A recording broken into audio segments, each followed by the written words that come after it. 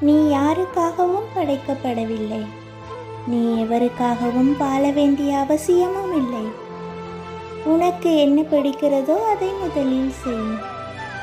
உனக்கு பிடித்தவர்களாகவே இருந்தாலும் உனக்கு பிடிக்காததை ஒருபோதும் செய்யாதே.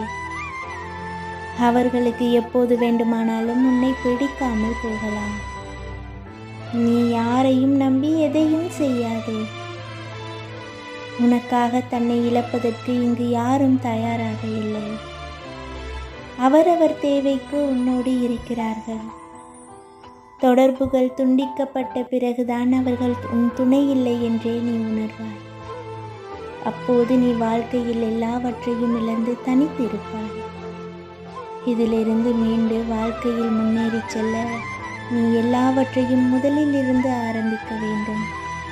உனக்காக ஒரு முறையேனும் வாழ்ந்து பார்.